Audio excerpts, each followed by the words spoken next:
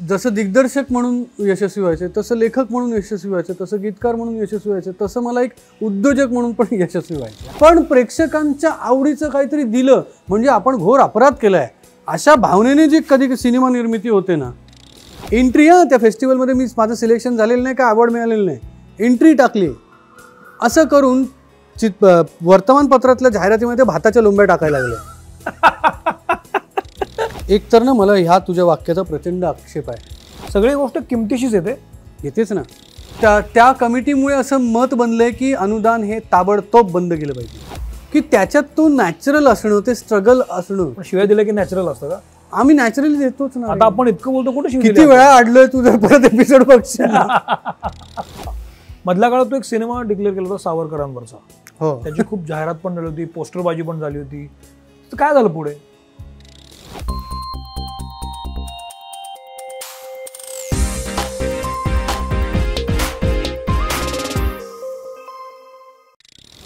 नमस्कार, मी सौमित्र पोटे. मित्र म्हणेमध्ये मी तुम्हा सगळ्यांचं स्वागत करतो. आज आपल्यासोबत आहे खास पाहुणा, दिग्दर्शक, लेखक, गीतकार विजू माने.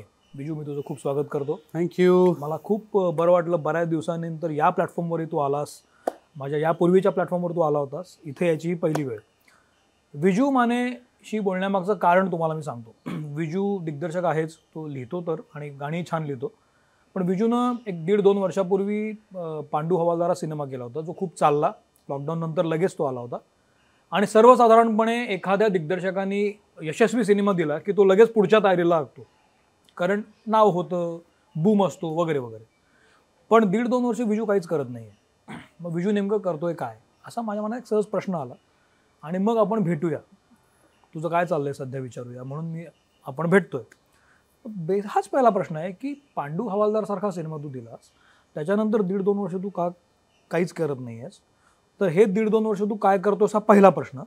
आणि यशस्वी सिनेमा दिल्यानंतर पुन्हा एकदा मराठी सिनेमा आपण करूया असं तुला का वाटलं नाही, हा दुसरा प्रश्न. पांडूसारखा सिनेमा यशस्वी होणं हे मला खरंच खूप रसिक प्रेक्षकांचे उपकार वाटतात. याचं उपकार ह्या शब्दाचं कारण असं आहे, तो काळ अत्यंत डेंजर होता. आपण कोरोनातून सावरत होतो त्यावेळेला थिएटरसुद्धा 50% कॅपॅसिटीने ओपन झाली होती. आणि तरीसुद्धा लोकांनी जो रिस्पॉन्स दिला सिनेमाला, त्यातली गाणी गाजली, सगळं झालं. पण लोकांना असं वाटतं की मी कायम फक्त मराठी सिनेमा दिग्दर्शक आणि लेखक याच भूमिकेत आहे. तर तसं नाही आहे. माझी स्वतःची एक ॲड फिल्म आणि डॉक्युमेंटरी फिल्म मेकिंग एजन्सी आहे, जिचा खूप मोठा व्याप आहे. आणि तो व्याप मी वाढता ठेवलेला आहे, कारण मला जसं दिग्दर्शक म्हणून यशस्वी व्हायचे, तसं लेखक म्हणून यशस्वी व्हायचे, तसं गीतकार म्हणून यशस्वी व्हायचे, तसं मला एक उद्योजक म्हणून पण यशस्वी व्हायचे. आणि का नाही, म्हणजे मला नेहमी असं वाटतं की आपल्या मराठी माणसाचा हा प्रॉब्लेम आहे ना, की पटकन उद्योग म्हटलं की अरे नको बाबा, त्यापेक्षा आपले अमुक एक पैशाची नोकरी. पोटेंनी पण एका विशिष्ट काळात तो निर्णय घेतला ना की अमुक एक मंथली इन्कम येणं हे गरजेचं आहे आपल्याला. पण त्या चौकटीतून आपण कधी बाहेर पडणार, आपण कधी असा विचार करणार की आपण इतरांसाठी इन्कम जनरेट करू शकू ना. तर त्या अनुषंगाने मग मी माझ्या एजन्सी आणि त्या गोष्टीवर जास्त फोकस केला. आता माझ्या एजन्सीची विविध कामं चालतात, डॉक्युमेंटरी मेकिंगचं खूप चालतं, इव्हेंट्स करतो आम्ही. इव्हेंट्समध्ये अत्यंत मोठा असा क्रिएटिव्ह भाग असतो, तो पण म्हणजे तो कमी क्रिएटिव्ह नाही आहे सिनेमापेक्षा. सिनेमा करत नाही असं नाही आहे मी, म्हणजे आता हे तुझ्या प्लॅटफॉर्मवर पहिल्यांदा सांगतोय की मी अत्यंत महत्त्वाकांक्षी अशा एका प्रोजेक्टला हात घालतोय. तो म्हणजे क्रांतिसिंह नाना पाटील यांचं बायोपिक. जो माझी अशी इच्छा आहे की तो हिंदीतच व्हावा, कारण ज्या प्रकारचं त्यांचं चरित्र वाचलं मी गेले वर्षभर, मी आणि टीम आहे अख्खी, अमोल बोर वगैरे आमची टीम आहे, आम्ही सगळे रिसर्च करतो. आणि रिसर्च नंतर ज्यावेळेला आम्ही 1-1.5 महिन्याने भेटतो त्यावेळेला आम्ही सगळे अमेज्ड असतो की असा माणूस होता, मग माहिती कसं नाही आपल्याला. बरं, ते खरं आहे का, तर त्याच्या सगळ्या आपल्याकडे पुरावे आहेत. आणि मग नंतर असं होतं की काय कारण असेल की पत्री सरकार किंवा प्रति सरकार याच्या पलीकडे नाना पाटील का माहीत नाही. मग क्रांतिसिंहांचं काम आपल्याला वरच्या स्केलवर कसं नेतील असं काम चालू आहे. अजून एका हिंदी सिनेमासाठी सुद्धा रिसर्च आणि तसं काम चालू आहे. हां, पण तू म्हणतोस ते करेक्ट आहे की ॲक्टिव्हली सिनेमा येणं किंवा खरं तर पांडू 2 साठी सुद्धा काम चाललंय, नाही असं नाही. पण सिनेमा येण्याची प्रोसेस थोडं काय, मराठी सिनेमा आणि त्याचं व्यवसायाचा भाग याच्यावर मित्रमणीमध्ये सुद्धा अनेकदा चर्चा झालेली आहे. तसंच आहे ते की मराठी सिनेमा हा दिग्दर्शक म्हणून जर मी करायला लागलो तर मराठी सिनेमा हा माणसाची आर्थिक गरज, मी भूक नाही म्हणत आहे, आर्थिक गरज भागू शकत नाही. नाही मराठी सिनेमातून मिळणारं उत्पन्न एखाद्या दिग्दर्शकाचं, म्हणजे समजा मी ज्यावेळेला फॉर एक्झाम्पल मी पांडू ज्यावेळेला केला त्यावेळेला त्याच्या स्क्रिप्ट लिखाणाचा जो काळ होता तो साधारणतः 5 ते 6 महिन्यांचा होता. त्याचे 8 ते 9 ड्राफ्ट तर मी दाखवू शकतो, म्हणजे तुम्हाला मेलवर पाठवू शकतो. मग त्याच्यानंतर ते स्क्रिप्ट घेऊन मी फिरत होतो, म्हणजे इकडे जा तिकडे जा, कोल्हापूरला जा, अमरावतीला जा, लातूरला जा, जो निर्माता म्हणेल त्याच्याकडे जा, हे फिरत होतो.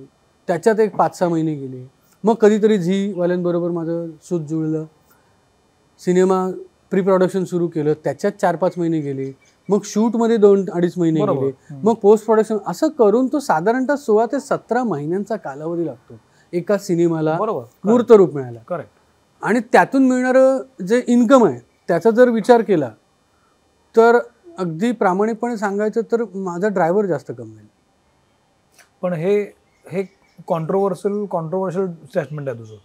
मराठी सिनेमामध्ये काम करून अनेकांनी बंगले उभे केले, की अनेकांनी मोठमोठे फ्लॅट्स घेतले, अनेकांकडे मोठमोठ्या गाड्या आल्या. आपल्याला सगळ्यांनाच माहिती आहे आज अनेकांची गर्भश्रीमंत झाले ज्यांना मराठी सिनेमानं मोठं केलेलं आहे. त्यात अभिनेते पण आहेत, अभिनेत्री पण आहेत, दिग्दर्शक सुद्धा आहेत. नाही, आता हा फरक आहे. अभिनेत्री असणं अगदी स्वाभाविक आहे. एक लक्षात घे, त्यांचं काम किती दिवसांचं असतं? 30 दिवसांचं पकड, संपला. आणि डबिंग आणि प्रमोशन. त्यांच्यासाठी एक सिनेमा हा 2 महिन्यांच्या पेक्षा जास्त नसतोच. प्रमोशन आणि हे सगळं पकड, म्हणजे 60 दिवसांपेक्षा जास्त. एका वर्षात एखादा नट किमान कमीत कमी 6 ते 7 सिनेमे करतो. आपण प्रमुख नटांचं बोलूया, प्रमुख नटांचं नावं नको घेऊया. 6 ते 7 सिनेमे करू शकतो एक दिग्दर्शक, करू शकतो. गेल्या बाजार 4 सिनेमे करू शकतो एक दिग्दर्शक, नाही करू शकत. हा, प्रामाणिक दिग्दर्शक तर निश्चित नाही. अनेक दिग्दर्शक असे आहेत, मी सांगू शकतो की निर्मात्याला सांगायचं की तुझा सिनेमा मी अमुक पैशात बनवून देतो, आणि तो सिनेमा निर्मात्याकडून 5 रुपये घ्यायचे, मग काहीतरी हे करून आपण 2 रुपयात सिनेमा बनवायचा, उरलेले 3 रुपये आपल्याकडे ठेवायचे. ही उदाहरणं आपल्याकडे माहिती आहे, भरपूर आहे. निर्मात्यांना अनेक निर्माते देशोधडीला लागलेले आहेत आणि त्यांना लुटलेलं हे आपल्याला माहिती आहे, हे आपण नको जायला. पण असे अनेक दिग्दर्शक आहेत की जे एक सिनेमा करतात वर्षाला, पण ते वर्षाचं कमवून घेतात त्याच्यात. मला असं म्हणायचं आहे, आज आपल्याकडे असे अनेक दिग्दर्शक आहेत की सातत्यानं बॅक टू बॅक काम करत आहेत. एक सिनेमा झाला की त्याचा सिक्वेल यायला लागतो, एक सिनेमा झाला की त्याचा पुन्हा दुसरा भाग. मला तुझ्या दुसऱ्या वाक्याबद्दल मी सहमत आहे की एक सिनेमा झाला की त्याचा सिक्वेल करतात. मुंबई पुणे मुंबई आला, 1 आला, 2 आला, 3 आला, 10 वर्षाच्या पिरियडमध्ये का होईना पण तसे सिनेमे आले. पण मग तू जर नीट पाहिलं, दिग्दर्शकांची नावं जर पाहिलीस तू त्या सर्कलमध्ये, का असं नाही आहे की झी सारखं एक मोठं नेटवर्कच एखाद्या दिग्दर्शकाने टाकलं? उदाहरण सांग. जिओ आता आलंय, किंवा हे जे कोण मोठे कॉर्पोरेट्स आहेत, असं एखाद्या दिग्दर्शकाचं मोठ्या निर्मात्यात रूपांतर झालं. त्याला विजन तशी लागते. विजन म्हणण्यापेक्षा त्याला तशी गरज लागते ना. मला माझी ती गरज नाहीच आहे. एकाचीही नव्हती, नसू शकते. बरं, पण माझं coming back to your point, मला असं म्हणायचं, जे आत्ता सो कॉल्ड दिग्दर्शक आहेत, जे सातत्याने सिनेनिर्मिती करतायत अनेक वर्ष, ज्यांना एक चांगला सिनेमा दिला की लगेच पुढचा मिळतो आणि ते 2-2, 3-3 सिनेमे साईन करतायत. हो, फेअर इनफ. या लीग मधलाच तू आहेस, तू पण सिनेमे दिले, माझ्याकडे अप्रोच होता. मग असं तुला का वाटलं की नाही आता आपण नको सिनेमा करूया? नाही, नको असं नाही, मी परत तेच म्हणतोय, तयारी चालू आहे. फक्त आता मला असं आहे की आत्तापर्यंत, म्हणजे पांडूच्या आधीपर्यंत मी जे काही 7-8 सिनेमे केले, त्या सिनेमापर्यंत अनेकदा मला कितीही नाही म्हटलं तरी पैशांचं सोंग आणता येत नाही वगैरे वगैरे वाक्यांमुळे मला निर्मात्याला शरण जावं लागायचं. बरोबर. मला अपेक्षित असलेली निर्मिती मूल्य देण्यासाठी मला निर्मात्याला शरण जावंच लागायचं. तो म्हणेल ते मला करावं लागायचं. आता वयाच्या किंवा माझ्या कारकिर्दीच्या या टप्प्यावर आलो असं मला वाटतं की जिथे मी माझं मत मांडू शकतो. मला ह्या प्रकारचा सिनेमा दिसतो, मला ह्या प्रकारचा सिनेमा करायचा आहे, तुम्हाला माझ्यासोबत यायचं आहे का? आधीची परिस्थिती वेगळी होती. बरं. आधीची परिस्थिती अशी होती, मला एक सिनेमा करायचा आहे, तुम्ही करणार का? कारण शेवटी त्यांचंही चुकत नाही, सिद्धता आहे. आता पांडून कुठलाही माणूस ज्यावेळेला व्यवसायच करतो ना निर्माता, त्याला ज्यावेळेला कळतं की मी 60 रुपये टाकल्यावर मला 80 रुपये मिळत आहेत, तर तो त्या 60 रुपये टाकायला तयार असतो. बरोबर. या आधीच्या माझ्या सिनेमांनी तेवढा काय बक्कळ धंदा केला नसेल, मला माहीत नाही, मी त्या बाजूला जायचो नाही. माझ्या मते माझ्या कुठल्याही सिनेमाचा निर्माता मी कर्जात गेलो म्हणून कधी आला येऊ शकत नाही, कारण मला तीही गणितं माहिती आहेत. त्यामुळे पण ज्या प्रकारचं यश पांडूला मिळालं, ज्या प्रकारचं मास अपील म्हणूया, मास अपील यश तर काय, मला माझा सिनेमा इफीमध्ये सुद्धा सिलेक्टेड आहे, इंडियन पॅनोरामामध्ये निवड झाली. तू मला वाटतं तुझ्या वृत्तपत्रात कामाला अत्यंत मोठं सगळ्यात जास्त कौतुक केलेला सिनेमा होता तो, एक होता काऊ माझा. तर तशा प्रकारचे सिनेमाही मी केले. मी खेळ म्हणल्यासारखा सिनेमा केला. पण यश जर पांडूने मला दिलंय तर आता मला असं वाटतं की त्या यशाची बूज राखली गेली पाहिजे. म्हणजे मग मी आता वाहवत जाऊन पांडूनंतर मी खरंच सांगतो, मला प्रचंड निर्मात्यांनी ऑफर केली.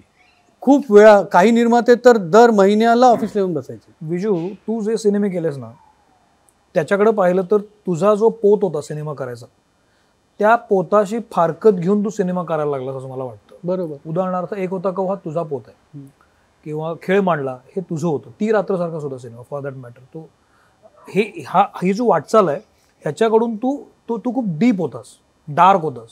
तिथनं तू फेड होत तू पांडू हवालदारपर्यंत आलास. तो चांगला वाईट मुद्दा सांगत नाही मी, तो आपण सोडून देऊ. म्हणजे स्वतःच्या एकूण मूळ स्वभावाशी फारकत घेऊन तू हा सिनेमा तयार केलास. तुझा एक स्वतःचा एक चॉईस असतो, तो चालला. आणि तुझी जो स्वतःचा स्वभावधर्म आहे ते सिनेमे नाही चालले असं पकड. तर हा जो विरोधाभास आहे याकडे तू इतक्या वर्षात कसं पाहतोस? नाही, आधी मी थोडं खूप इमोशनल व्हायचो की इतका चांगला सिनेमा आहे आणि ह्याला 22 लाख पण कलेक्शन नाही आहे. म्हणजे अरे मग त्यापेक्षा एखादं नाटक केलं असतं, परवडलं असतं. 22 लाखाचं कलेक्शन मिळून ज्या सिनेमाचे दिग्दर्शक कोण आहेत, विजू माने, रवी जाधव, गिरीश मोहिते, गजेंद्र अहिरे. ज्या सिनेमात काम कोण करते, नीना कुलकर्णी, कुशल बद्रिके, स्पृहा, काय तुम्हाला सगळ्या प्रकारचं आहे. बरं कॉन्टेंट, तू तो सिनेमा पाहिलास, कॉन्टेंट वाईज तो सिनेमा कुठेतरी खाली जातोय. मंगेश देसाई आणि काय काय कामं केले, प्रत्येकाला अवॉर्ड आहेत सगळीकडे. एवढं असून तो सिनेमा 22 लाख. हा, किंवा तू खेळ मंडलाचं म्हणालास, खेळ मंडलामध्ये मी एक गाणं लिहिलंय, घाव एका मागोमाग श्वास कोंडला, काळ झाला जाती भेगा काळजी तुला. ते गाणं माझं इतकं जवळचं गाणं आहे. ते गाणं पॉप्युलर नाही झालं. त्या गाण्याचे व्ह्यूज आत्ता जर तू गेलास तर 2 लाखाच्या आसपास असतील. आणि मी जे पांडूत गाणं लिहिलंय, डोळ्यात डोळे भरून हाताला धरून नेणार का, तुमच्या फॅमिलीत केळेवालीला घेणार का, 13 करोड लोकांनी पाहिलंय. आता काय करता, माझं काव्य श्रेष्ठ नाही आहे का, की हे श्रेष्ठ आहे? तर श्रेष्ठ असं नाही. मग माझ्या लक्षात आलं की मला काय करायचं आहे. तर माझा जो हा कंड आहे कुठला, मला कविता लिहावीशी वाटतात, मला काहीतरी डेप्थवालं लागतं. मग त्यासाठी मी असं विचार केला की आता आपण स्वतःची काय म्हणूया मांडणी केली पाहिजे. बरं, ब्रँड, आता मी ब्रँड, माझा धंदाच लोकांचं ब्रँड मेकिंग आहे, आपण स्वतःवर पण थोडंसं लक्ष दिलं पाहिजे. मग ब्रँड म्हणून मी असं आता प्रयत्न करतोय की अशा प्रकारचा कॉन्टेंट आहे जो तू मला म्हणतोस की जो तुझा स्वभाव आहे, तुझा पोत आहे, अशा प्रकारच्या कॉन्टेंटची मी निर्मिती करेन. बरं, जिथे मी माझं क्रिएटिव्ह, एखाद्या माणसाला ज्याला गरज आहे की मला आता क्रिएटिव्हली स्वतःला सिद्ध करायचं आहे, तो अशा प्रकारचा कॉन्टेंट घेऊन येणार आहे. पण मला माहिती आहे की मी त्याची निर्मिती चांगली करू शकेल. अशा कॉन्टेंटची निर्मिती हे एक वेगळं स्किल आहे जे आपल्याकडे नाही आहे, खूप नाही आहे, असं माझं ठाम मत आहे. म्हणजे एक विवेक वगैरे अशी काही मोजकी नावं वगळता आपल्याकडे तशी त्या कॉन्टेंटच्या निर्मितीचं स्किल असलेली माणसं नाही आहेत. माझ्याकडे अनेक माणसं अशी येतात, निर्मिती केली आहे आणि मग आता येतात की आता ह्या सिनेमाचं बघा ना काय होईल का. नाही होणार, कारण त्याची निर्मिती हे 24/7 बिझनेस आहे. दिग्दर्शक घरी जाऊन झोपू शकतो, सकाळी 9ची शिफ्ट, रात्री 10ला पॅकअप, झोपू शकतो. निर्माता नाही झोपू शकत. निर्मात्याच्या डोक्यात असतं सकाळी 9 ते 10च्या शिफ्टमध्ये आपण एवढं काम केलेलं आहे, पण ह्यातलं आपल्याला युजेबल किती आहे आणि ह्यातलं कुठला कॉन्टेंट असा आहे की जो आपण मार्केट करू शकतो. Market in both ways. थिएटरमध्ये लोकांना आणण्यासाठी कुठला कॉन्टेंट चांगला आहे आणि आपलं जे प्रॉडक्ट आपल्याला बनवायचं आहे त्यात कुठलं चांगलं आहे. ह्यात हे बरं दिसत होतं का की ह्यात आपण हा सीन परत शूट करायला लावूया, अजून बेटर होऊ शकतो. कारण आपण थोडंसं त्यावेळेचा लाईट चांगला नव्हता, त्यावेळेला सेट छान लावला नव्हता, घाई झाली होती, मग आपण हा परत, हे सगळे विचार रात्रभर झोपू देत नाहीत तो निर्माता असतो. आपल्याकडे वेगळं, ज्याच्याकडे पैसा आहे तो निर्माता आहे. तर ते सगळं मला करायचं आहे. तर अशा कॉन्टेंट जो तू म्हणतोस की माझा पोत आहे, अशा कॉन्टेंटसाठी मी निर्माता म्हणून किंवा क्रिएटिव्ह म्हणून, म्हणजे आता सुरुवात केली तर मी बालनाट्यापासून केली. म्हणजे माझ्या बायकोने एक गोष्ट एका जंगलाची नावाचं बालनाट्य, पण त्याचा कॉन्टेंट मला सकस वाटला की पोकेमॉन आणि डोरेमॉनची जिथे बालनाट्य ती चालतातही, पण त्या बालनाट्यांना आपण लहान मुलांना घेऊन आपली पुढची पिढी पोकेमॉन आणि डोरेमॉनची तयार करायची का? बालनाट्य म्हणजे तुम्ही पुढच्या पिढीची एक घडवणूक आहे, पेरणी. मग त्यासाठी कसा कॉन्टेंट पाहिजे? तो कॉन्टेंट पल्लवी वाघकडे होता, तो नीरज शिरवाईकरकडे होता. मग नीरज पल्लवी यांना घेऊन माझ्या बायकोने ते नाटक, मी म्हटलं हां हे आपण करूया. आणि एक जो मला स्वतःला आवडतं मास अपील, मला आवडतं. मला काही त्याच्यात काही लोक काय होतं, काही वेळेला काही बुद्धिमान लोक, बुद्धिजीवी म्हणूया आपण, प्रत्येक बुद्धिजीवी हा बुद्धिमान असतोच असं नाही ना. तर बुद्धिजीवी लोक जे आहेत ना ते मला खूप टोमणी मारतात. काय? हां, म्हणजे लोक कुठे चालले आहेत आणि आपली माणसं पांडू आणि झेंडू करत बसलेत वगैरे वगैरे असे. तुला पण मारलं रे? अरे भरपूर. आणि मी खरं तर काय आलं, स्ट्रगलर सारखा कॉन्टेंट केल्यामुळे मी कमेंट वाचणंच बंद केलंय ना. आपण तो सेक्शन नाहीच आहे आपल्यासाठी. तर त्यांच्या कमेंट आणि आधी वाईट वाटत, आता नाही वाटत. त्याचं कारण असं आहे की ज्यावेळेला मला मी रिक्षात बसल्यानंतर माझा रिक्षावाला ना मुद्दाम मी बसलो हे बघून पांडूतलं गाणं लावतो ना, आणि जेव्हा सांगतो की सर 7 वेळा बघितलं बरं का, तर मला ना त्या रिक्षावाल्याचा तो चेहरा आहे ना, त्याच्यावरचा आनंद, मला असं वाटतं की माझ्यातल्या मेकरला हा आनंद पण पाहिजे यार, आणि हा खूप पाहिजे मला. मी वंदना थिएटर ज्यावेळेला चालवायला घेतलं त्याच्या आधीपर्यंत मी असं खूप याचं होतं की अरे मराठी सिनेमा का चालत नाहीत, कारण काय. ते थिएटर चालवल्यानंतर माझ्या लक्षात आलं की का चालत नाहीये. का मी तिथे येणारच होतो, पण तूच विषय काढलास. कारण तू स्वतः सिनेमा तयार पण केलेला आहेस, तू निर्माता पण आहेस, तू दिग्दर्शक पण आहेस, तू ते थिएटर पण चालवायला घेतलं होतंस. मराठी सिनेमा का चालत नाही रे? का लोक येत नाहीत मराठी सिनेमाकडे बघायला? मराठी सिनेमा क्षेत्रातल्या आणि वर्तुळातल्या माणसांना असं वाटतं की आम्ही फार भारी सिनेमा केलाय. हां, पण मुळात आपल्या कॉन्टेंटमध्ये प्रेक्षकांना कॉलरला पकडून आणण्याची ताकद आहे का? ती नसेल तर ती आपण निर्माण करण्याचा प्रयत्न स्क्रिप्ट लेवलपासून केला आहे का? तर तो नसतो केलेला. हे मला 100% मी खात्रीने सांगू शकतो. आपण मराठी प्रेक्षकांना मी कधीही दोष देणार नाही.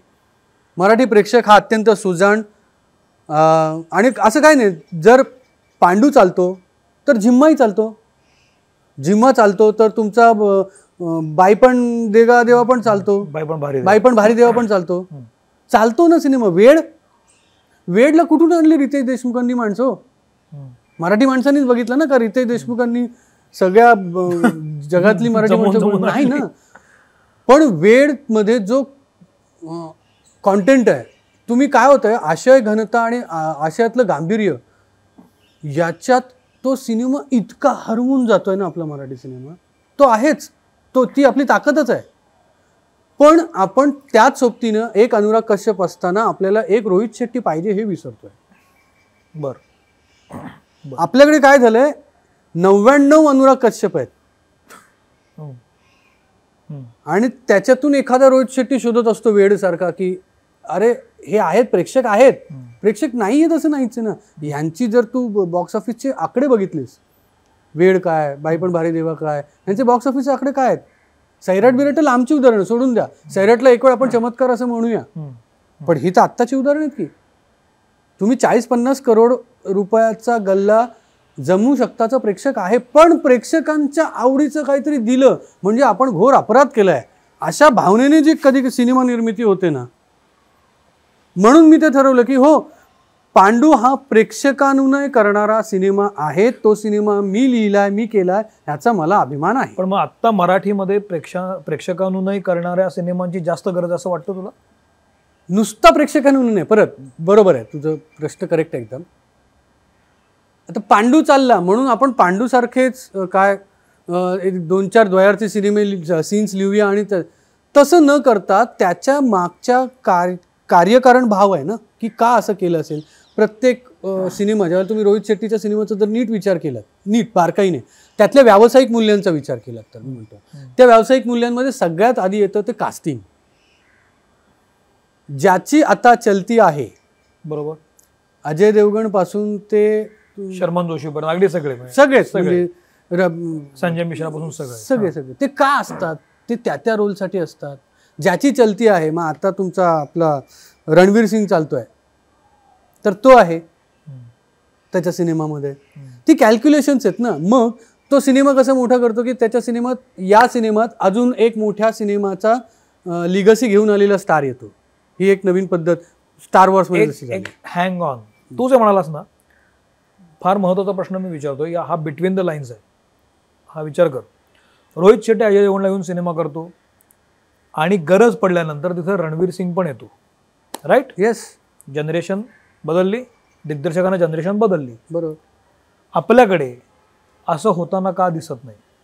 आपण फक्त अजय देवगणला घेऊनच वर्षानुवर्ष सिनेमा का करतो? अजय देवगण नंतर जी नेक्स्ट जनरेशन आहे त्यांना आपण का घेत नाही आणि सिनेमा करत?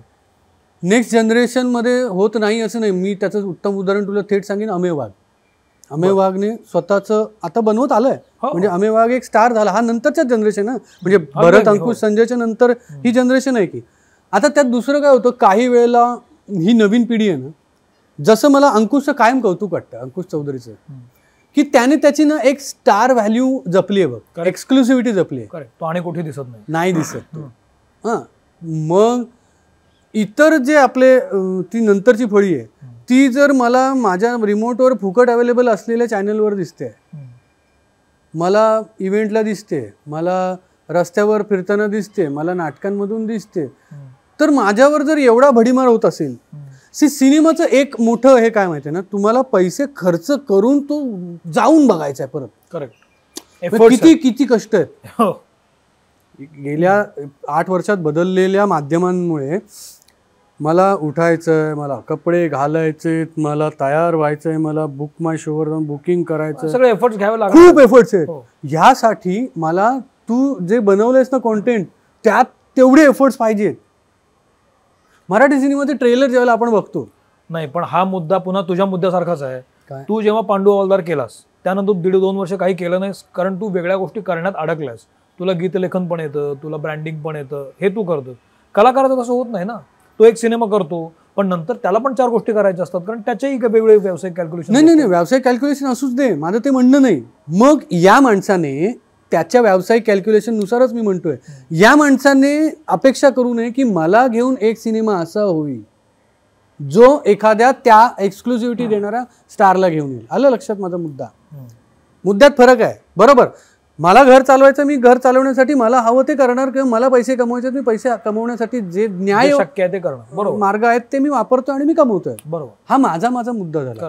पण माझ्यातलाच जर एक दिग्दर्शक असा असता की खड्ड्यात गेले ते पैसे, मला पैसे नकोत, मला फक्त आत्मिक आनंद हवाय, मी जे करतोय ते माझ्यासाठी ती कलाकृती ज्यावेळेला उभी राहते, ती कलाकृती पाहताना जी आनंद जो मी मिळवतो तो माझ्यासाठी पैशांच्या पलीकडचा आहे, अशा वृत्तीचा एखादा माणूस असूच शकतो 100%. त्यामुळे तशा व्यक्तींचा आदर. पण मला जर कास्ट करायचंय सिनेमात, मला जर सिनेमात कास्ट करायचंय, निर्माता म्हणून म्हणतो आता मी, आता दिग्दर्शक बाजूला ठेव, मला जर सिनेमात कास्ट करायचंय तर मी असं कास्ट बघणार की ज्याला बघायला थिएटरमध्ये पैसे काढून, ते मगाशी म्हटलं तेवढे एफर्ट्स घेऊन लोक येतील. पण मग ह्याचा थेट असं तुझा असा वाटतो का की मराठीमध्ये प्रेक्षकांना बघण्याच्या कृतीचे सिनेमाच बनत नाहीत आपल्याकडे, म्हणून लोक येत नाहीत? सुगृहित धरायचं, ज्या वेळेला बनतात त्यावेळेला येतात की प्रेक्षक. मी तेच ती अपवाद आहेत. उलट आता परिस्थिती अशी आहे की 150 सिनेमे बनतात, त्यापैकी खेचणारे सिनेमे 5 ते 10 आहेत सोडून जर, पण 90 आहेत ते. पण हे हिंदी सिनेमाच पण आहे, सगळ्याच सिनेमाचं असणार ना रे. तुम्ही किती बनवणार किती आणि लोक तरी बघणार किती ना. 150 सिनेमे बघणार तर कुठले, बरं सिनेमा सोड, रिअल इस्टेट बिझनेसमध्ये सुद्धा तुझ्या यशाची खात्री किती असते? कुठल्याही बिझनेसमध्ये यशाची खात्री 100% नसतेच ना. नाही, बरोबर.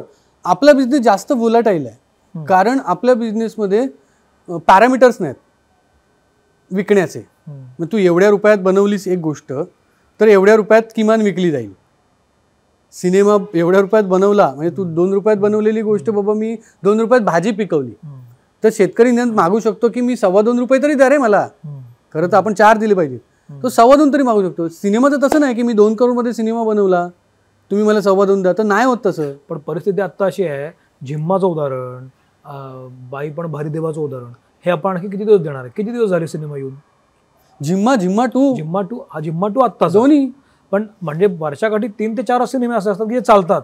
मग माझं म्हणणं असं आहे की अगदी 150 सिनेमे चालावेत असं माझं म्हणणंच नाही, पण निदान हा 5 ते 10चा जो आकडा आहे 20 आकडा होऊ शकत नाही. मग तुझा पण मग माझं तेच तो अनुराग कश्यपकडे जातो. एक्झॅक्टली 99 अनुराग कश्यप आणि एखादं रोहित शेट्टी. बरोबर ना. म्हणजे मला सांग, एखाद वेळेस ना असं होतं की सलग जे सिनेमे येतात ना की मला माझ्या गावातल्या अमुक एका विशिष्ट जाती वर्गाचं दुःख दाखवायचं आहे. तू पण इतके फेस्टिवल्स अटेंड करतो. मराठी मेकर्सनं मध्ये एक पॅशन नव्हतं आलेलं अशा प्रकारचं दारिद्र्य आलं होतं की नाही? हे पॅशन आलं होतं. हे मला माहिती आहे. तसे दिग्दर्शक जे यायचे निर्मात्यांकडे बसायचे, सर एक कॉन्सेप्ट आहे असं असं अमुक अमुक अमुक एक. सी आपल्याकडे इतका ट्रायबल भाग आहे, इतका ट्रायबल भाग आहे म्हणजे तर प्रत्येक ट्रायबल भागाची करुणा असलेली, वेदना असलेली गोष्ट असणारच आहे, प्रत्येकाची असणार आहे. पण तुम्ही त्याच गोष्टी जर तसतशा करत राहिलात आणि एक्सपेक्ट करत राहिलात की आज याचं दुःख बघायला या, उद्या त्याचं दुःख बघायला या, परवा त्याचं दुःख बघा, किती वेळा जायचं आम्ही दुःख बघायला? बरं मला आता अवेलेबल आहे ना, मला चॉईस आहे घरी. आधी तर काय 2 चॅनलवरून 400 चॅनल, आता 4000 चॅनल्स आहेत. मला अवेलेबल आहे. मग मी तुझं दुःख बघायला किती वेळा येऊ? आत्ताच एक मोठा सिनेमा येऊन गेला. तो सिनेमा ज्या वेळेला मी ट्रेलर पाहिलं त्याच वेळेला माझ्या बायकोबरोबर मी चर्चा केली की मला सिनेमा पाहायचा आहे पण चला हे नको यार, ते मरण बिरण आहे, मृत्यूचे विषय नको तो सिनेमा. त्यापेक्षा आपण वेगळा सिनेमा आउट करूया, मराठी सिनेमा. बरं मी केला. त्याच वेळेला मी त्याच्या आधीचा व्हेंटिलेटर एन्जॉय केला होता कारण व्हेंटिलेटरच्या ट्रेलरमध्ये मला जे मिळालं होतं ते कदाचित ह्या ट्रेलरमध्ये मिळालं नाही की चल या शनिवारी जाऊया आपण हा सिनेमा पाहायला. बघ परत तीच कारणं माझी आहेत सगळी. व्हेंटिलेटरला जर ती लागू झाली तर कास्टिंग, बरोबर, हो, कास्टिंग, स्टोरी, पुन्हा ट्रिगर पॉइंट. एक्झॅक्टली. ट्रेलर पासून, टीजर पासून, पोस्टर सगळे कसं होते की हा सिनेमा मला. आपलं जनरली हिंदी सिनेमा कुठल्याही स्टारचा जरी आला, मी तर असं म्हणतो की उद्या अक्षय कुमारचा जरी सिनेमा आला, आपण नाही बघत का ट्रेलरवर, नाही यार हे काय गणलेलं दिसते प्रकरण, होतच ना. ते काय अक्षय कुमारला टळलंय का शाहरुखला टळलंय? आत्तापर्यंत वाटत होतं शाहरुख संपला. हो, पठाण जवानच्या आधीपर्यंत शाहरुख संपला असंच वाटत होतं. पण मग ती व्यावसायिक हे सिनेमा तुम्ही जर मराठी माझ्यासह सगळ्यांनी विचार केला पाहिजे की काय होतं जर आपण व्यावसायिक समीकरणांचा विचार करण्यासाठी जर अजून 4-6 महिने सिनेमा बनवण्याच्या आधी घेतले तर. जे लोकांना हवं आहे बघा, उदाहरण परत, सकस काय रे, बाजरी ज्वारीची भाकरी का बर्गर? भाकरी. भाकरीची हॉटेल्स आहेत का बर्गर आणि वडापावची जास्त आहेत? बर्गर आणि वडापावचे, बरोबर. आता जर मला सकस पाहिजे तर मी भाकरीचं हॉटेल टाकून बसलो, लोक आले नाही, तर मी लोकांना दोष द्यायचा आहे माझ्या नुकसानीबद्दल, माझ्या व्यवसायातल्या व्यवसाय, मी व्यवसाय म्हणतोय, मी कोणावर उपकार करत नाही, कोण माझ्यावर उपकार करत नाही. मी बाजरी, नाचणी, ज्वारीच्या भाकरीचं दुकान टाकून बसलो, तेल नसलेली भाजी विकतो मी, आणि माझ्या बाजूला तू वडापावचं दुकान टाकून बसलायस. तुझा धंदा प्रचंड होतोय आणि माझं सकस आहे, आणि म्हणून लोक हे आहेत, दोषी आहेत, लोकांना अक्कल नाही. म्हणून मला कायम जेव्हा मराठी दिग्दर्शक कुठलाही निर्माता मराठी प्रेक्षक येतच नाही म्हणतो ना, त्यावेळेला मला थोडासा रागही येतो. आपलं काहीतरी चुकतं रे. पण मग लोकांना सकस नको आहे का? कुठल्या पॅकेजिंगमधून तुम्ही देताय ते पाहिजे ना. म्हणजे परत बघ, मी हॉटेलचंच उदाहरण देतो. मग माझा मुद्दा असा आहे की आता दिग्दर्शकांनी एकूणच सिनेमा इंडस्ट्रीने हा विचार करावा की सकस बिकस जाऊ दे, तेल लावत, काय चालतंय ते द्या, असा विचार केला तर चालणार आहे तुला? मगाचंच गणित देतो. रोहित शेट्टी आणि अनुराग कश्यप यांचं प्रमाण जे आहे ना, पण माझं म्हणणं याच्यामध्ये एखादा राजकुमार हिरानी का असू शकत नाही? हा तेच म्हणजे राजकुमार हिराणीला मी अत्यंत कल्पक व्यावसायिक दिग्दर्शक मानतो. Absolutely. त्याने कधीही प्रायोगिक काही केलेलं नाही. पण त्यांना अतिशय उत्तम पद्धतीनं तो सिनेमा करून दाखवला, जिथे तुम्हाला मसाला पण आहे आणि त्याच्यामध्ये मेसेज मसाला आहे ना, एव्हरीथिंग. मग तेच करा म्हणतोय मी. माझं असं म्हणणंच नाहीये थिल्लरपट करा. मी परत मगाशी काय म्हटलं, पांडू चालला म्हणून कुणीतरी द्वयार्थी सीन्स जोक्स घेऊन ते सीन शूट करून सिनेमा बनवा असं म्हणजे मग थोडक्यात आता आमचा सिनेमा वेगळा आहे, आमचा सिनेमा आशय घन आहे, अशी जाहिरात आपण बंद करायला पाहिजे. खरं तर कम्प्लिटली बंद करायला पाहिजे. कारण त्याचं सांगतो आणखी, प्रेक्षक म्हणून नुकसान. मी थिएटर चालवलं म्हणून सांगतो. एक काळ होता श्वास सारखे सिनेमे ज्यावेळेला आंतरराष्ट्रीय पातळीवर 2004, 3-4 हां अनेक सिनेमे आहेत, असे किल्ला आहे तुझा, भरपूर सिनेमे त्या काळात खूप सारे. तर ते सिनेमे बघायला लोक यायचे थिएटरला की अरे ह्या सिनेमाला हां टिंग्या विंग्यासारखे तर किती वळू सारखा सिनेमा. तर त्यानंतर काय झालं, हळूहळू मी कुठल्या तरी फेस्टिवलला एंट्री टाकली आहे. त्या फेस्टिवलमध्ये मी माझं सिलेक्शन झालेलं नाही, का अवॉर्ड मिळालेलं नाही, एंट्री टाकली आहे. असं करून वर्तमानपत्रातल्या जाहिरातीमध्ये भाताच्या लोंब्या टाकायला लागल्या. त्या भाताच्या लोंब्यांनी नुकसान काय झालं, मी बघत नाही ना रॉटरडॅम फेस्टिवलला एंट्री आहे का विनर आहे. हे खूप महत्वाचं बोलतो विजू. हां आणि मी गेलो माझ्या कुटुंबाला घेऊन आणि तो तद्दन दुःख विकणारा सिनेमा निघाला, आणि तो सुद्धा थिल्लर दुःख विकणारा. मग हळूहळू माझ्या फॅमिलीने आणि मला म्हणजे असं लक्षात आलं की तुम्ही जे कॉन्टेंटच्या मागे लागताय त्यापेक्षा आम्ही ह्या फालतू गोष्टी पण ॲक्सेप्ट करू, पण हे नको आम्हाला. मग तिथून असं झालं की जिथे भाताची लोंबी लागली आहे तो सिनेमाच नको, आपण त्याशिवायचा सिनेमा बघूया. ते नको आपल्याला वर, ते काय ते म्हणजे डेंजर. अशी प्रतिमा बनली आहे, खरंच सामान्य माणसांमध्ये बनली आहे. माझं असं म्हणणं आहे की त्याच्यातून बाहेर पडून ह्याचं अमलगमेशन करूया आपण. छान, जे तू उत्तम उदाहरण दिलं. माझं कायम आयुष्यात माझा सर्वात मी आधीच्याही इंटरव्ह्यू मला सर्वात आवडता दिग्दर्शक राजकुमार हिराणी त्याचसाठी आहे. त्याने दिलेला प्रत्येक मेसेज हा अत्यंत मनोरंजक पद्धतीने दिलेला आहे, जेवढा कोणीच देऊ शकलं नाही. म्हणून तो माझा खूप आवडता. असं करायला पाहिजे, तुम्हाला मेसेज द्यायचा आहे ना. पण मग हा आता इतके वर्ष तू काम करतोयस, तू ठाण्यामध्ये अनेक वर्ष स्थायिक आहेस. ठाणे पण आता जवळपास हब व्हायला लागले, खूप सारे शूटिंग तिथं होतं. तर तुम्ही सगळं टॅग सारखी संस्था पण तुम्ही काम करताय, तर मग तुम्ही एकत्र येऊन अशा पद्धतीची ऍक्टिव्हिटी का नाही करत? बायोस्कोप तो तीच ऍक्टिव्हिटी होती. बायोस्कोप जो सिनेमा होता त्याचं स्वरूप, तो टॅग मधून आलेला प्रयोग होता. तोच तेच टॅग मधले आम्ही चौघं, मी, रवी. मग तो लोकांनी का नाही बघितला असं वाटतं तुला? आमची तीच गणितं चुकली. आम्ही व्यावसायिक गणितांचा विचारच नाही केला. आशय घनता त्या सिनेमाची थीमच होती की एखाद्या कवितेवर सिनेमा जो कधीच झाला नव्हता जागतिक पटलावर. आम्हाला वाटलं की इतका मोठा प्रयोग आहे, लोक बघायला येतील. लोकांना प्रयोग बघण्यात इंटरेस्ट नाहीये, तुम्हाला प्रयोग करण्यात इंटरेस्ट. हा, लोकांना सिनेमा बघण्यात इंटरेस्ट. पण तुम्हाला प्रयोग करण्यामध्ये जास्त इंटरेस्ट असतो, म्हणजे दिग्दर्शकांच्या जोडीला हे करून बघतो. मग काय, माझा एक मित्र दिग्दर्शक आहे, मी किस्सा सांगतो, नाव नाही सांगणार पण. तर अरे तू फक्त एका मागोमाग एक सिनेमे बनवत असतोस असं कोणाला म्हणाला? मी त्याला म्हणालो. अच्छा, हां. पण त्या सिनेमाचं पुढे झालं पाहिजे ना काहीतरी, त्या निर्मात्याचं काय, त्या लोकांपर्यंत पोहोचण्याचं काय. तो म्हणाला, विजू एक गोष्ट सांगतो, मी दिलीप कुमारचा एक ब्लॅक अँड व्हाईट काळातला सिनेमा बघितला होता. त्यामध्ये दिलीप कुमार एका मूर्तिकाराकडे कामाला असतो. एक मूर्ती तयार होते, त्या मूर्तिकाराकडून त्याच्या असिस्टंटशिपमध्ये ती मूर्ती, तो मूर्तिकार सांगतो की जा आणि तो शेठजी जो आहे त्याला ती मूर्ती देऊन ये आणि तो पैसे देईल. हा तो मूर्ती घेऊन जातो त्या शेठजीकडे, शेठजीला दाखवतो. शेठजी ती मूर्ती घेतो, बाजूला ठेवतो आणि एक आणा असा वर हवेत उडून त्याला देतो. आणि हे काय असं तो म्हणतो, तर ह्या मूर्तीची किंमत. तो ताबडतोब तो नाणं फेकतो, ती मूर्ती घेतो आणि मूर्तिकाराकडे परत येतो. काय झालं? तो म्हणतो, अरे एवढ्या चांगल्या उत्तम कलाकृतीचे त्याने एवढासा एक आणा देऊ केला. मी ताबडतोब तो आणा फेकला त्याच्या तोंडावर आणि मूर्ती घेऊन आलो. तो म्हणलं ना, मूर्ती फेक तिकडे घेऊन जा परत. मूर्ती घेऊन जा परत. बर. पैसे कमवणं माझं काम नाही, मूर्ती घडवणं माझं काम आहे. पैसे कमवणं त्याचं काम आहे. तो माझ्या कलाकृतीवर कमवेल, ते त्याचं काम आहे, ते त्याला जमतं बरोबर.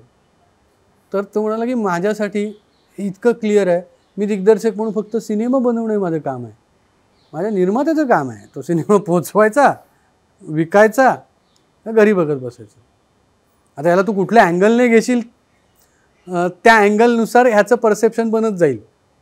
पण मला हा एकूणच किस्सा इंटरेस्टिंग वाटला की हां ह्यात काहीतरी आहे बाबा.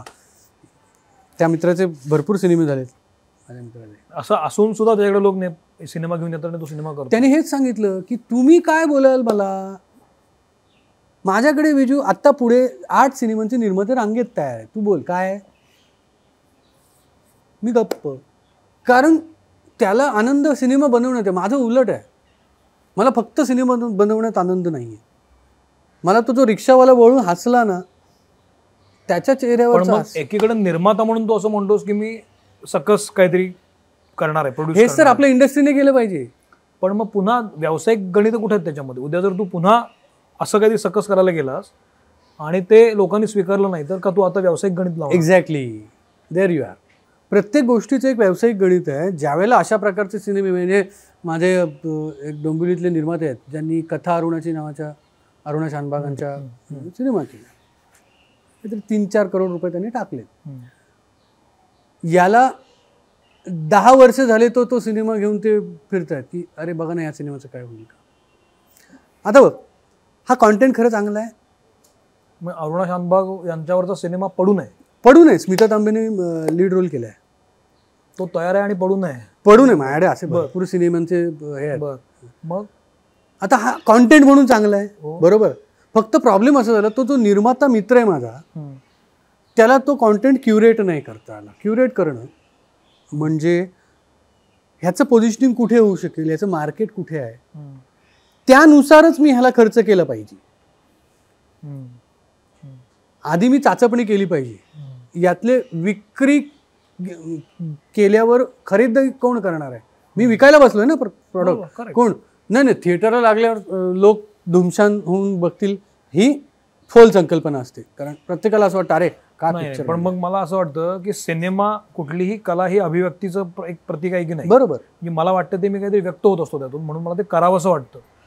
आता इथं जर व्यावसायिक गणित घालून जर सिनेमा करायला लागलो मी, तर मी मला काय म्हणायचं हे मी गृहीत कधी करायचं की नाही. एक तर ना मला ह्या तुझ्या वाक्याचा प्रचंड आक्षेप आहे. सिनेमा ही अभिव्यक्ती स्वातंत्र्य वगैरे असं काही नाही आहे. सिनेमा हे एक टीम वर्क आहे. बरं. सिनेमा ही एक व्यावसायिक कला आहे, व्यावसायिक कला आहे. त्यात पैसे इन्व्हॉल्ड आहेत.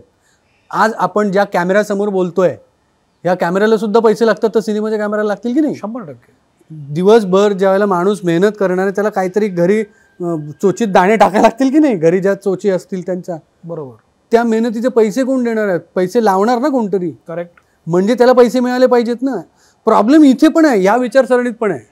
माझी अभिव्यक्ती म्हणजे ही खूप मोठी विचारसरणी आहे आपल्याकडे, आहेच की. ज्याचाच मला प्रॉब्लेम आहे. व्यावसायिक कला आहे रे माझं असं म्हणणं. सिनेमा ही व्यावसायिक कलाच आहे. कला आहे. प्रत्येक गोष्ट, प्रत्येक आपण एखादं पेंटिंग केलं, मी तुला उदाहरण सांगतो. आपण पिकासोचं पेंटिंग बघितलं, तू विकत घेतलंस, तर त्याची एक किंमत आहे ना. पिकासोचं पेंटिंग आहे म्हणून. पण उद्या विजू मानेचं पेंटिंग म्हणून तू विकायला गेलास, तर पिकासोच्या पेंटिंगला जास्त मिळणार का विजू मानेच्या? पिकासोच्या. बरोबर. मग मी पैसे कोणावर लावायला पाहिजे आणि किती. मग विजू मानेवर मी पिकासो, समजा पिकासोचं आपण पकडूया 10 रुपयाला विकलं जाणार असेल पेंटिंग, तर विजू मानेच्या पेंटिंगवर तू किती पैसे लावायला पाहिजेत? खूपच कमी. अंदाजे काय 2 रुपये. 2 रुपये. हां बरोबर. 2च रुपये लावायला पाहिजेत ना. पण याचा अर्थ विजू मानेने पेंटिंग करू नये असं नाही होत. पण विजू मानेच्या पेंटिंगवर आपण 2च रुपये लावायला हवेत. कारण विजू मानेचं पेंटिंग, पिकासोनं कधीतरी त्याला हवी तशी चित्र काढली म्हणून त्याचा पुढे पिकासो झाला. पिकासो झाल्यावर आपण त्याच्या किमतीची चर्चा करतोय ना. परत तेच आहे, स्टारिझम आहे.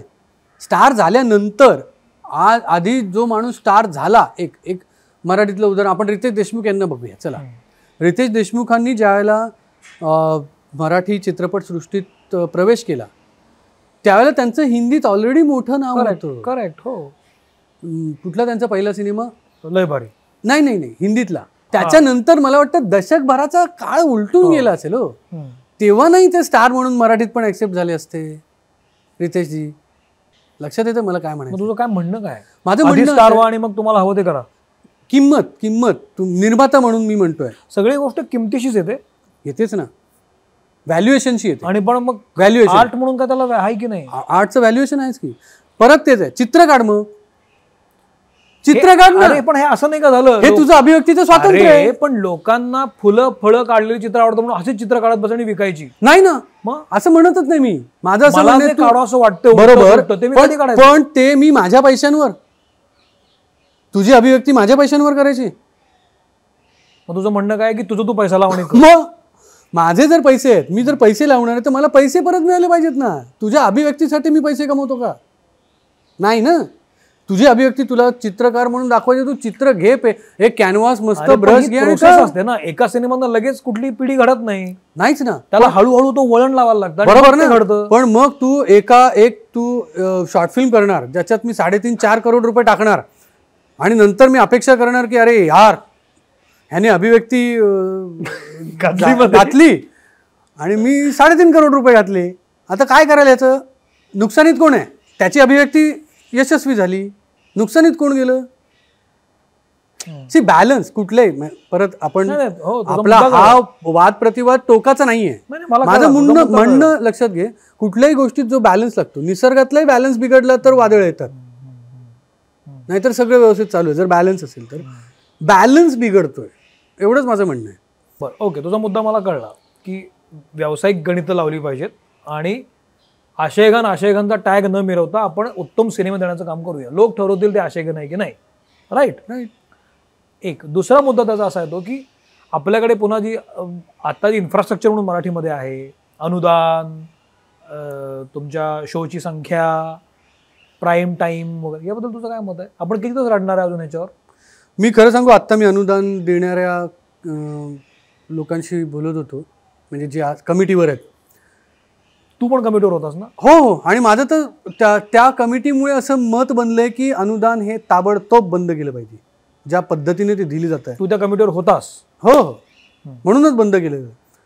उदाहरण सांगतो, एका माणसाने सिनेमाचा अर्ज केला. आम्ही तो अनुदानासाठी सिनेमा आला अर्ज, अनुदान सिनेमा आणि हा सिनेमा तुम्ही बघा कमिटीने. तो सिनेमा काय होता माहिती? तो माणूस जापानला फिरायला गेला होता. त्यावेळेला त्याच्या हँडीकॅममध्ये त्याला जे जापान दिसलं, हँडीकॅम म्हणतोय मी, कॅमेरा पण नाही, हँडीकॅममध्ये त्याला जे जापान दिसलं, मग मध्येच त्याला असं वाटलं, मग त्याने एक फोटो टाकला, मग पुढे गेला, मग त्याने जापान दाखवलं. असा एक सिनेमा त्यांनी अनुदान द्या असं म्हणून सबमिट केलाय. ह्यांचं काय करायचं? ह्यांच्यावर 420 गिरीची केस नको करायला? पब्लिकचा पैसा आहे, तर ते सिनेमे बघावे लागतात परत. म्हणजे पण मग हा सबमिट कसे होऊ शकतात सिनेमे? कारण सबमिट तू कुणी करू शकतो. हां, कुणी करू शकतो ना, अर्ज कुणी करू शकतो. नाकारायचा हक्क माझा आहे, कमिटीचा हक्क, आम्हाला अनुदान नाकारण्याचा हक्क आहे. त्यामुळे आम्ही पण तू जे काही 100 सिनेमे बघितलेस किंवा जे काही 100 सिनेमे आले त्यापैकी काहीच देऊ नये अशा लायकीचे किती सिनेमे होते? 90 खरंच होते. आणि मी जे काही सिनेमे बघितले त्यातले 90 सिनेमे केवळ अनुदानाच्या कुबड्या मागण्यासाठी आलेला पांगळा कॉन्टेंट होता. पण मग तुम्ही जे अनुदानाच्या टीममध्ये होता ते सगळे म्हणून हा अर्ज का नाही करू शकत सरकारला की बंद करा अनुदान म्हणून? नको आहे. आमची चर्चा झालेली आहे. आता 12 ते 16 मध्ये आम्ही भेटू, त्यावेळेला मी तरी पुढाकार घेईन. मी इतरांची कमिटमेंट नाही देऊ शकत. मी पुढाकार घेईन. त्याची पद्धत बदलली पाहिजे. परत सगळ्यांचं असं आतमध्ये म्हणणं आहे की आधीची जी कर परतीची योजना आहे, तू सिनेमा कर, तू चालव, तो सिनेमा लोकांपर्यंत पोहोचव आणि मग तू कर रूपी आलेला जो शासनाकडे, ते शासन तुला औदार्याने परत दे. कारण ते तूच मिळवलेले आहेस. हेच पाहिजे. हा लोकांचा पैसा अर्थात वाटला जात नाही म्हणा. हा वाह्यातगिरीच आहे ही. वाटला जात नाही पैसा, कारण आम्ही थड नाकारतो सिनेमा. म्हणजे त्यात काय हे नाही की उगाच आलाय म्हणून किंवा असा. मी फार स्ट्रिक्टली आम्ही तिकडे नाकारतो सिनेमा. पण त्यातही कसं माहिती आहे ना, आता त्या कमिटीवर तुम्ही आहात, तुझा सिनेमा नाकारला, तू कोर्टात जातोस. म्हणजे आली का आमची बारी कोर्टात? आपल्या न्यायव्यवस्थेत ती सुविधा आहे. का नाकारला? आता अशा माणसांसाठी खरं तर आणि अशा अनुदानासाठी काय होतं बघ, कधीतरी एका आठवड्यात बस 7-8 सिनेमे लागतात. त्यातनं 2 जेन्युइनली चांगले सिनेमे असतात. त्यांची होऊ देत नाही, टक्कर तर होणारच आहे. टक्करीशिवाय कारण चालू शकत नाही. चांगली तारीख आहे तर टक्कर होते. पण हे उरलेले 5 सिनेमे आहेत ना, हे नाही म्हटलं तरी ना 20-20 थिएटर अडून बसतात. 5 सिनेमांचे 20 मिळून झाले 100 थिएटर. नाही मला आता ठीक आहे, म्हणजे मला तुझा मुद्दा कळला. हा तुझा एक भाग झाला, तुझं गीतलेखन हा एक भाग झाला.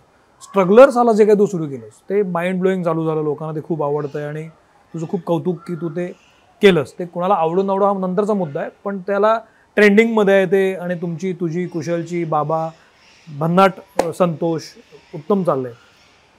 स्ट्रगलर्स आलाचं जे यश आहे किंवा ते जे लोकांना आवडते, पहिला एपिसोड पहिला सीझन खूप आवडला, दुसरा थोडा डाऊन गेला, परत चांगला गेला. या सगळ्या सोशल मीडियावरचं हा जो ट्रेंड आहे सगळा, जो स्ट्रगलर्स आला तू पाहिलास, या ट्रेंडबद्दल तुझं काय ऑब्झर्वेशन आहे? हा आत्ता काय दिसतोय, पुढे कुठे जाईल? नाही, पुढं कुठे जाईल हे फारच भीतीदायक. आजच्याच वर्तमानपत्रात मी एक बातमी वाचली की तुमच्या मनात ज्याचं नाव येईल त्याला क्षणात फोन लागू शकतो, इथपर्यंत टेक्नॉलॉजी नेली आहे एलॉन मस्क काकांनी. तर हे आता भीती कशी आहे बघ, मनातला कॉन्टेंट जर आलं तर काय करशील. पण नाही, हे चित्र आशादायी यासाठी आहे, परत मी तेच म्हणतो की बघ यातूनही अनेक स्टार घडले. 100%. BBK वाईन्स नावाचा जो इन्फ्लुएन्सर आहे त्याला तर लीडला घेऊन एक वेबसिरीज आली. तर ज्यांचं किंवा गावातले छोट्या गावातले लोकसुद्धा लोकांना माहिती पडायला लागले की हा या माध्यमाचा अत्यंत मोठा फायदा आहे. की आधी मुंबई पुण्यासारख्या शहरांमध्ये जे हे होतं की प्रसिद्धी मिळवायची तर इकडे जायला पाहिजे, आता कुठेही बसून प्रसिद्धी मिळवता येते असं झालं. हे चांगलं झालंय. नवीन नवीन टॅलेंट आम्हालाही कळतं. म्हणजे आधी आम्हाला समजा एखाद्या सिनेमासाठी नवीन हिरो किंवा नवीन हिरोईन कास्ट करायची तर खूप कष्ट पडायचे. हा एक भाग झाला, म्हणजे तुला डायरेक्ट तुझ्या डोअरपर्यंत सगळे येऊन पोहोचले आणि डायरेक्ट तू रीच तुला करू शकता किंवा तू कोणालाही संपर्क साधू शकतो. पण हा जो कॉन्टेंट तुम्ही आणलाय ना, तुम्ही ट्रोल पण झाला. हो, होतोच, अजूनही होता. पण मग इथं तुम्हाला हवा तसा कॉन्टेंट देऊ शकता जो व्यावसायिक गणित आहे, जो ट्रेंड चालू आहे. तर मग इथं ज्याच्यामुळे तुम्ही ट्रोल होता ते तुम्ही कमी नाही का करू शकत? उदाहरणार्थ त्यामध्ये खूप साऱ्या शिव्या असतात, मुद्दाम वापर, कधी कधी मला त्या मुद्दाम वापरल्यासारखं पण वाटतं. मग इथे शिव्याची काही गरज नाही आहे पण दिली गेली असं वाटतं कधी कधी. हे टाळून काहीतरी नवीन आपण एक लँग्वेज डेव्हलप करू शकतो असं नाही वाटत? नाही, त्याच्यात तुला अगदी प्रामाणिकपणे सांगतो, एक एपिसोड आम्ही असा केला की ज्या वेळेला आम्ही जेवढ्या शिव्या आहेत त्या सगळ्या म्यूट केल्या. पण हे पण चुकीचं आहे. पण ठीक आहे, मग काय झालं?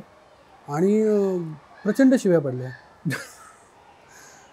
आणि त्याच्यानंतर आता खरं सांगू का, नाही मी ज्यांच्याबरोबर कामं करतो, इतकी वर्ष काम करतोस ना, उदाहरणार्थ पत्नीनं भाजीत मीठ जास्त घातलं म्हणून उद्या मीठ न घालताच भाजी दिली, कसं होईल? असं दोन टोकं कशाला? हा, मी तसं करून बघितलं की बाबा चला आपण यादगिरी नाही, सोजवळपणाचा आव आणून बघूया असं पण तुमची. पण तो फसला. मग आता खरं सांगायचं, तू तर ह्या सगळ्यांना प्रत्यक्ष ओळखतोस. एपिसोड मी ना तुला PDF देतो, तू हवं तर या तुझ्या याच्यावर B-roll म्हणून लाव. एपिसोड लिहिलेला असतो, त्यात अगदीच मोजक्या ठिकाणी शिव्या असल्या तर असतात.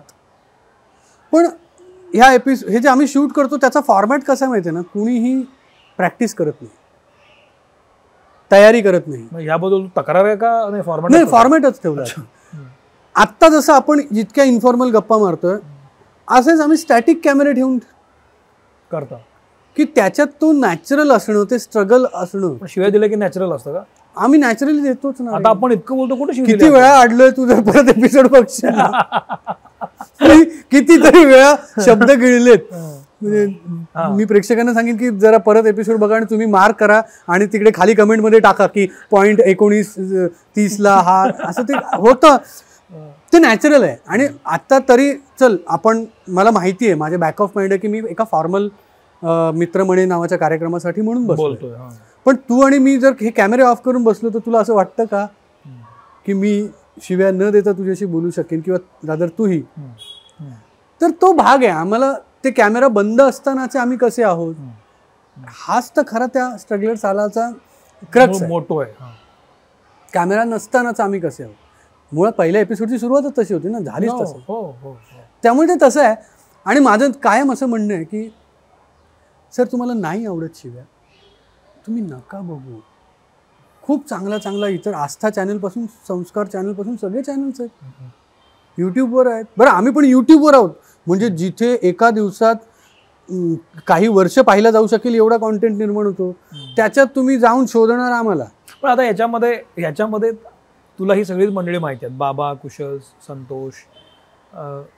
स्ट्रगलर म्हणून जेव्हा आपण हा अगदी वेगळाच प्रश्न आहे, मला आत्ता आठवला म्हणून.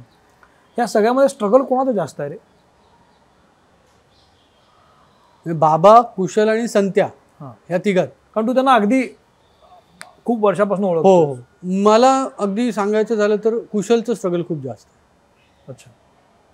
स्ट्रगल तर प्रत्येकाचंच आहे, म्हणजे तसं काय नाही की अगदी संध्या काय, बाबा काय, मी काय.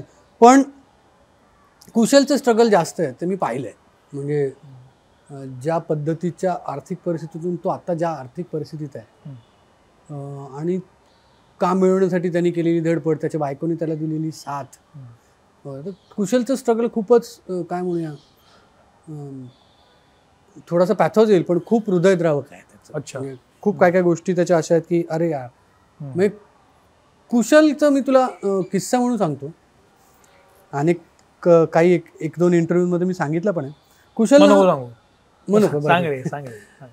कुशलची माझी ओळख होती, त्याचा भाऊ माझ्या एकांकिकेत काम करायचा, मावस भाऊ त्याचा, त्यामुळे ओळख होती, हाय हॅलोची ओळख होती. आणि तो असं आत्ता म्हणतो की त्यावेळेला तो जाम भारी विजू माने सर करतात म्हणून तो माझ्या एकांकिकेच्या वेळेला बघायला यायचा की किती भारी आहे, मग ती तालीम बघायला यायचा वगैरे, मला काय आठवत नाही ते. आणि एकदा असं झालं की कुशलची एकांकिका आहे म्हणून मी एकांकिका स्पर्धेला जाऊन बसलो. एकांकिका सुरू झाली, कुशलचा एक 2-5 मिनिटाचा परफॉर्मन्स झाला, कुशल या विंगेत गेला आणि ब्लॅकआउट झाला. ब्लॅकआउट ओपन झाला, कुशल या विंगेतून आला आणि परफॉर्मन्स सुरू झाल्यानंतर 1.5व्या मिनिटाला माझ्या लक्षात आलं की काहीतरी गडबड आहे. कुशल सतत रुमाल जो आहे त्याच्या खांद्यावर एक टॉवेल होता छोटा, आणि त्याला असं सतत हे करून बोलतोय तो. आणि नंतर बारकाईने पाहिलं, लक्षात आलं की त्याला रक्त आहे पूर्ण इथे. तर गडकरीला ना मध्ये खांब होत आहे रंगायतनला, हा इथून धावत तिथे जात असताना त्याच्यावर आपटला, तिथे त्याचे दोन्ही दात निखळून पडले, एवढं भळाभळा रक्त वाहत आहे. कुशलचे आत्ताचे दात दाखवायचे आणि खाण्याचे वेगळे, तर तिथे तो पडला, ते दोन असे भळाभळा रक्त वाहते. ते रक्त त्याने रुमालाने बंद करायचं वाक्य बोलायचा, आणि अशी पुढची 35 मिनिटं त्या माणसाने एकांकिका केली. समोर त्यांना कळलंही नाही की त्याला असं काहीतरी झालं होतं. मला फक्त ते नंतर जेव्हा कळलं की तो अख्खा रुमाल, पिवळ्या रंगाचा रुमाल असा लाल लाल लाल भडक आणि पिळू शकतो, घाम पिळतो तसा, इतकं रक्त त्या रुमालावर होतं. आणि ती संपलं मी मागे गेलो, त्याला भेटलो, आणि पॅशन म्हणजे काय पॅशन असावी एखाद्याला. आणि ऍक्टर म्हणून सुद्धा त्याने केलेलं स्ट्रगल खूप जबरदस्त आहे. बाबाचं काय सांगशील? बाबाचं स्ट्रगल एक वेगळ्या प्रकारचं स्ट्रगल कसं आहे. बाबा तसा सुखवस्तू घरातला, आमच्यातला सगळ्यात जास्त सुखवस्तू म्हणूया असा बाबा, म्हणजे अगदी कॉलेजपासूनचा तो. तर बाबाचं स्ट्रगल कसं आहे, मी अगदी प्रामाणिकपणे तुझ्या शोवर अगदी धारिष्ट्याने सांगतो, मी पाहिलेल्या उत्तम अभिनेत्यांपैकी बाबा हा सगळ्यात वरचा मान ठेवलेला अभिनेता आहे. उत्तम अभिनेत्यांपैकी मी म्हणतोय. बाबाकडे जितका जबरदस्त विनोदाचं टायमिंग आहे, त्याच्यापेक्षा जबरदस्त गंभीर भूमिका करू शकतो तो. ज्या प्रकारचा switch on, switch off, switch over बाबाकडे इतकं जबरदस्त आहे ते सगळं. माझं कायम म्हणणं आहे की बाबाला त्याच्या ताकदीचा रोलच मिळालेला नाही. आम्ही पण नाही देऊ शकतो. कशामुळे मिळाला नाही? आमच्यासारखे कपाळकरंटे मित्र असतील काय? नाही सिरियसली, पण का नाही? नाही, काय एखाद्याचं प्रत्येकाचं नशीब असेल असं मला वाटतं रे. कारण बघ ना, अभिजित चव्हाण लीड रोल, असं तुला कुठला सिनेमा किंवा नाटक किंवा काही आठवतं? नाही आठवत ना? नाही आठवत. ही आपल्या मराठी इंडस्ट्रीसाठी शोकांतिका आहे. एक रोल माझं तर खरं स्वप्न आहे, ऑफकोर्स तो माझा मित्र पण आहे, पण त्याच्यासारख्या कसलेल्या अभिनेत्याला तुम्ही एकदा असं काहीतरी देऊन बघा, तो काय कमाल करेल. आणि संत्याबद्दल काय सांगशील? संत्या हा आमच्यातला सगळ्यात फिट माणूस. त्याला मॅचो फिटनेसचं संत्याचा पण मला एका काळात असं वाटलं की आता आपला संत्या सुपरस्टार, म्हणजे एक काळ होता बघ, झेंडा, मोरया, आणि संत्या वॉज ॲट इट्स पीक, आणि मध्ये मग त्याला एक असं नॉच आल्यासारखं झालं. त्यानंतर त्याला तसे सिनेमे नाही मिळाले की ज्याच्यात त्याचा लीड किंवा जे सिनेमे तो करत होता. मला असं वाटतं की त्यावेळेला त्याचा चॉईसही चुकला असावा सिनेमे स्वीकारण्याचा, कारण त्याने मध्यंतरी भरपूर सिनेमे केले, 40-50 सिनेमे केले, पण त्यातला कुठलाच यशस्वी ठरला नाही. आता परत त्याला हिंदी सिनेमांनी परत एक हात दिलाय, त्यामुळे तो, आणि नैसर्गिक अभिनय क्षमता सगळ्यात जास्त आमच्यात सगळ्यात संत्याकडे. संत्या अत्यंत नैसर्गिक काम करतो, इतकं इज काम करतो की तो त्याने वाक्य म्हटलंय स्क्रिप्टमधलं का मनाचं बोललंय, इतकं कळू न येणं इतपत नॅचरल त्याचं काम असतं. शेवटचा प्रश्न विचारतो, आपण थांबू. याच्यामध्ये तू जो आहेस, तू पण स्ट्रगलरच आहेस, म्हणजे तू पण अशा स्ट्रगलमधनं आलेला आहेस. विजूचा स्ट्रगल मला माहिती आहे. तू तुझ्या कुठल्या टप्प्यावर असं तुला वाटतं, म्हणजे तू त्यावेळेला खूप टॉपला होतास की आता तू तिथं आहेस जिथं तुला हवंय, किंवा तू अजून त्या मुकामला पोहोचलेलाच नाही? मी आता किक मारली आहे जस्ट. हाय, अभि तो मैंने चालू किया है. अभि तो रादर किक मारली, अजून चालू पण नाही झाली, गाडी चालू व्हायला पण वेळ आहे. आत्ताची किक मारली आहे, आणि आशीर्वाद आहेत माझ्यावर, ब्लेसिंग्स आहेत माझ्या गुरुजींचे, की आता असं वाटतंय की अब उस मंजिल को छू पाएंगे. वा. मधल्या काळात तो एक सिनेमा डिक्लेअर केला होता सावरकरांवरचा. हो, त्याची खूप जाहिरात पण झाली होती, पोस्टरबाजी पण झाली होती. काय झालं पुढे? सात्यकी सावरकर, अक्षय जोग, चंद्रशेखर साने, आम्ही अजूनही व्हॉट्सअप ग्रुपवर, अजूनही आम्हाला असं वाटतं की एक ना एक दिवस तो सिनेमा काय, परत त्या सिनेमाच्या पाठीशी उभा राहायला तितका भक्कम निर्माता पाहिजे. भक्कम निर्माता मी फक्त आर्थिकदृष्ट्या नाही म्हणत आहे, परत माझा मगाचचा मुद्दा आहे, सगळ्या पातळींवर त्या सिनेमाचा. आणि मी आता एक सिनेमा येतो असं ऐकलं, हिंदीमध्ये येतो, हिंदीत येतोय. सावरकर या व्यक्तिमत्वाबद्दल ना दोन्ही बाजूनी, म्हणजे जे सावरकरवादी आहेत त्यांनी आणि जे सावरकर विरोधी आहेत त्यांनी, ह्या दोघांनी त्यांच्यावर खूप अन्याय केलाय असं माझं अभ्यासांती मत आहे. बरं. ज्यांनी जे त्यांच्या प्रेमात आहेत त्यांनी अतिप्रेमाखाली त्यांना अतिरंजित दाखवलंय. बरं. आणि जे विरोधक आहेत त्यांनी त्यांच्यातले कुठलेही चांगले गुण घेऊन आपण पुढे जाऊया असं केलं नाहीये. सावरकरांचा विज्ञानवादी दृष्टिकोन हा किती हॅट्स ऑफ आहे एका हिंदूने, कट्टर हिंदूने आत्मसात करण्यासाठी. हा दृष्टिकोन पाहिजे मला. तर अर्थात ते काय, आता परत मला वादाला तोंड नाही पडायचं, पण तो माझा सिनेमा जर मी जेव्हा कधी पुढे माझ्या नशिबात असेल तेव्हा करेन, त्यावेळेला मी सावरकरांची ती बाजू दाखवण्याचा नक्की प्रयत्न करेन की सावरकरांना अपेक्षित असलेलं हिंदू राष्ट्र हे केवळ धर्माधिष्ठित राष्ट्र नव्हतं, ते प्रगत, ते वैज्ञानिक राष्ट्र झालं असतं जर त्यांच्या अपेक्षेतलं राष्ट्र आलं असतं. तर सावरकरांना अमुक एका जातीशी जोडतात, अत्यंत चुकीचं आहे. अगदी काळाराम मंदिरापासून ते त्यांनी त्यांच्या घरी त्यांच्या घराच्या बाहेर एका माणसाला टपरी टाकून दिली होती की माझ्या घरी यायचं असेल तर ह्याच्याकडे चहा प्या, त्याचे पैसे द्या आणि मग माझ्याकडे याच्याकडे का चहा प्या, कारण तुम्ही अदरवाईज त्या जातीतल्या माणसाचा हातचा चहा पिणार नाही. मग सवर्ण आणि दलित बायकांमध्ये हळदी कुंकू घडून आणणं, ह्याच्याबद्दल कधी कोण बोलतं ना दिसलं कधी? हळदी कुंकू घडवण्यामागचा त्यांचा उद्देश काय होता माहिती आहे ना, की बाई कुंकूला नाही म्हणत नाही, तेव्हा तो स्पर्श होईल या वर्गाचा त्या वर्गाला. तर हा अत्यंत बुद्धिमान मार्ग काढलेला नव्हता का? मी तुला शब्दाने सांगायचा प्रयत्न करतो की नाही रे, ही दरी आपल्या कृती. आता खूप काय काय, पण मग अशा वेळेला सावरकरांसारखा सिनेमा, त्यांच्यावरचा अजून सिनेमा आला नाहीये, पण तू क्रांतिसिंहांवर सिनेमा करू पाहतोयस, ही एक अजून होत नाही तो पण दुसऱ्यात तू हात घालतोयस, तोही असाच विषय आहे की जो खरं तर लोकांना माहित नाहीये. असं का? असंच असतं रे दिग्दर्शकाचं आयुष्य. या तरह तरह भवानी प्रसाद मिश्रची ती कविता आहे ना, जहाँ हुजूर मैं गीत बेचता हूँ, तरह तरह के किस्म किस्म के गीत बेचता हूँ, तसंच आमचं दिग्दर्शकांचं पण असतं. आम्ही वेगवेगळ्या प्रकारचे सिनेमे असं होत नाही. खरं सौमित्र, हे खोटं आहे, कारण माझ्या मनात प्रत्येक वेळेला एक कल्पना येऊ शकते आणि प्रत्येक वेळेला मला त्यावरचा सिनेमा बनवायचा असू शकतो. तो मी माझ्या आठवणींच्या कपाटात ठेवून देतो की हा करायचा आहे मला सिनेमा. असे खूप असतं. मग मला ह्याचं कन्क्लुजन मला असं वाटतं की जे तू म्हणतोयस हे मला पूर्ण पटतंय. काय की फॉर एक्झाम्पल मला खूप सारे अनुराग कश्यप नको आहेत, मला रोहित शेट्टी पण खूप सारे नको आहेत, पण मला राजकुमार हिरानी जास्त आत्ता हवेत असं मला वाटतं. मराठी चित्रपट सगळ्यात जास्त गरज तो आहे. अशा वेळेला मग तू का असा सिनेमा करत नाहीस? करतोच रे. तू कशाला क्रांतिसिंह नाना पाटलांवर आत्ता हात घालतोस? तू काहीतरी असा सिनेमा, तो तसाच सिनेमा आहे की, तो तसाच सिनेमा व्यावसायिकच असणार आहे. व्यावसायिकच आहे ना सिनेमा तो. मी तेच सांगायचा प्रयत्न करतोय. मी क्रांतिसिंह पाटलांच्या आयुष्यातली दुःख न दाखवत आहे. भूमिगत चळवळ आजपर्यंत पडद्यावर कोणी आणले का? त्यात किती इंटरेस्टिंग आणि मनोरंजक म्हणजे फक्त पांडूसारखं हसवणं नाही रे. हो, अगदी अगदी मान्य. मनोरंजन, एंटरटेनमेंट. तर भूमिगत चळवळ, त्या भूमिगत, मी फक्त आता जाता जाता तुला एक किस्सा सांगतो, आख्यायिका असेल. क्रांतिसिंह नाना पाटलांच्या मागे पोलीस लागले होते आणि एका गावात ते राहिले अशी पोलिसांना खबर लागली.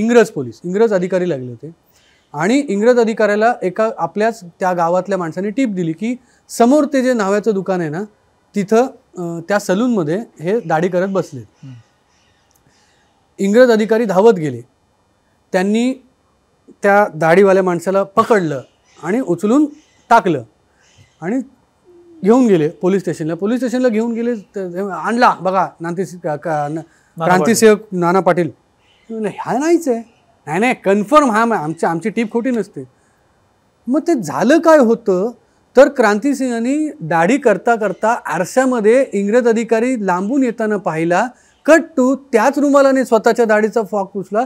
ते दाढी करायला म्हणून उभे राहिले आणि तो जो दाढी करणारा होता तो त्यांच्या खुर्चीत बसला. ह्यांनी त्याची दाढी केल्यासारखं दाखवलं. इंग्रज अधिकारी आले, त्याला उचललं आणि घेऊन गेले. आता ह्याला मी मनोरंजन म्हणेन. भूमिगत चळवळीत क्रांतिकारक काय काय युक्त्या वापरायचे हे कधी आलेलं नाही पडद्यावर. हे मनोरंजक आहे. हे दाखव. मला अशी आशा आहे की येत्या काळामध्ये तू ज्या पद्धतीचा सिनेमा म्हणतोयस की जो एंटरटेनिंग पण असेल, त्याच्यातून पॅकेजिंग पण असेल आणि लोकांना थिएटरमध्ये यायला भाग पडेल अशा पद्धतीचा असेल, हा सिनेमा लवकर तुझ्याकडनं बनव. पण तू अनेक महत्त्वाचे मुद्दे मांडलेस. मला असं वाटतंय की ही चर्चा नीट ऐकली तर त्यातून बऱ्याच गोष्टी कळतील. या चर्चेमध्ये बिटवीन द लाईन्स खूप आहेत. आपण सगळेच मराठी सिनेमा पाहतो. प्रेक्षकांसाठी आणि मराठी सिनेमा बनवणाऱ्यांसाठी दोघांसाठी सुद्धा यामध्ये अनेक मुद्दे आलेले आहेत. अगदी सिनेमाचा विषय काय असावा इथपासून पार अनुदान असायला पाहिजे की नको इथपर्यंत, याचा सगळ्याचा आपण विचार करूया. या निमित्तानं आपली चर्चा झाली. मला बरं वाटलं विजू, तू आवर्जून आलास, याबद्दल तुझे आभार. की तो मुद्दा माझ्याकडून राहून गेला की अनेकदा जसं ना माझ्यावर तू जसं म्हणालास तसा एक हे होतो की अरे मग तू असा सिनेमा करत नाही. आता पण सौमित्र तुझ्याच बाबतीत म्हणायचं झालं तर मित्र म्हणे हे पॉप्युलर आहे, लोकांना माहिती आहे. पुस्तकातूनचं काय झालं? काय होतंय त्याचं? ते कुठे गायब झालं? त्याचं काय म्हणजे त्याचं काय करायचं आपण? नाही, हा विषय हा येईल असं मला वाटलं नव्हतं. हा एकदम गुगली आहे खरं तर. पुस्तकातून च्या कविता ज्या त्या आहेत माझ्याकडे. त्याचं काय अजून करायचं माझ्या डोक्यात तसं नाही आहे, पण त्याचं काहीतरी करीन मी. करायचं तर आहे, तर ते जर काही करायचं असेल तर तुझ्यासोबत करीन मी. मला आवडेल तुझ्यासोबत करायला. ऑफकोर्स. मला ते खूप काहीतरी वेगळं आहे आणि त्याचा तू साक्षीदार आहेस. हो, त्यामुळे त्या कविताही लवकर येतील. ज्यांना माहीत नसेल त्यांनी पुस्तकातून नावाचा माझा ब्लॉग आहे, तो जरूर पहा. अत्यंत सुंदर आहे.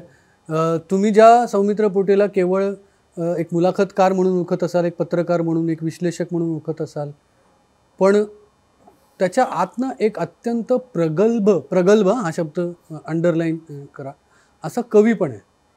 आणि तो त्याचं एक वेगळा आयाम आहे. म्हणजे उगाचच कविता करणारे खूप आहेत माझ्या आजूबाजूला, तसं नाही आहे ते. त्याचा एक वेगळा आयाम आहे. तो समजून घ्यायला पण तुम्हाला वेळ लागेल. तर शांतपणे वाचा. जेव्हा वाचाल ना पुस्तकातून नावाचा ब्लॉग, शांतपणे. खूप कामं आहेत आणि मी जाता येता मोबाईलवर वाचलं असं वाचण्याचं ते काम नव्हे. ऐक मला एकदमच तू म्हणे गुगलीच टाकलास माझ्यावर. एनिवे, पण तू मित्र म्हणेमध्ये आलास याबद्दल तुझे खरंच आभारी. छोटीशी भेट आहे, बुकमार्क आहे. हो, थँक्यू व्हेरी मच. आणि हा अशुमनचा एक पेबल आहे. हो, हँड पेंटेड दिया आहे. तू आत्ता पाहावास असं मला वाटतं. हो, अगदीच. आणि मित्रमणीमध्ये मला बोलवलं याबद्दल मी आणि सगळ्यात आनंदी झालेली माझी बायको अनघा. कारण तिची अशी इच्छा होती की तू कधीतरी माझ्याबरोबर हा एपिसोड करावा आणि आज तिची इच्छा पूर्ण झाली. त्याबद्दल मी तुझे आभार मानेन. वा वा, मला आशा आहे की तुला आवडला हा असेल. किती सुंदर आहे बघा हो. किती छान आहे यार. मी एका पेबलवर समाधान मानणार नाही हे वा. सुद्धा सांगून अश्मन पेबल्सचा इंस्टाग्राम अकाउंट आहे. ज्या इंस्टाग्राम अकाउंटवर जा आणि तिथे खूप सारे फोटोज आहेत. तुम्ही तिथे ऑर्डरही करू शकता. तर तुम्हाला आवडलं तर तुम्ही जरूर ऑर्डर करा. तर मी इथे थांबतो आणि मला खूप छान वाटलं तुझ्याशी बोलून. मित्र म्हणे थँक्यू व्हेरी मच. आपण लवकरच भेटू. चॅनल जरूर सबस्क्राईब करा. तुम्ही खूप चॅनल पाहता मला माहिती आहे, पण सबस्क्राईब करायचं राहतंय तर सबस्क्राईब जरूर करा. आपण चांगली माणसं जोडली जाणं फार महत्त्वाचं आहे. विजू माने आज आणि ते थँक्स बटन पण असेल. हो म्हणजे सॉरी हा तुम्ही एडिट करायचा तर करा, ठेवायचा तर ठेवा. काय होतं माहिती ना, यूट्यूबवर ज्यावेळेला तुम्ही कॉन्टेंट पाहता त्यावेळेला तुम्हाला असं वाटतं की हे जे आम्ही यूट्यूबवर कॉन्टेंट बनवतो त्यांना या बक्कळ पैसा मिळतो करोडोने. असं काही नसतं मित्रांनो. तर तुम्हाला जर आवडतं ना तर त्या कॉन्टेंटला थँक्स बटन दाबून आपल्याकडून एक कॉन्ट्रीब्युशन, कौतुकाची पावती, ही आपली संस्कृती आहे कौतुकाची पावती यानं त्या रूपात देणं. तर थँक्स बटन दाबून कौतुकाची पावती द्यायला हरकत नाही. ऐक हे पण पहिल्यांदाच होतं या चॅनलवर. याचं मी कधी सांगत नाही आणि कुणी सांगितलेलं मला आठवत नाही. पण येस, थँक्सचं बटन आहे आणि याचा खर्चही असतो. पण तुम्हाला जर असं वाटलं की हे चॅनल सातत्यानं चांगलं काम करतंय आणि चांगला कॉन्टेंट क्रिएट होतोय, तुम्हालाच मजा येते हे पाहायला, तर तुम्ही जे काय असेल ते कॉन्ट्रीब्यूट करू शकता. आपल्याला तर निश्चित फायदाच होईल. विजू तू हे सरप्राईज. पण थँक्यू व्हेरी मच. चॅनल जरूर पहा, सबस्क्राईब करा. फेसबुक, ट्विटर, इंस्टावर मी आहे, विजू पण आहे. मुलाखत कशी वाटली जरूर सांगा. चर्चा करत राहू. Thank you very much. थँक्यू.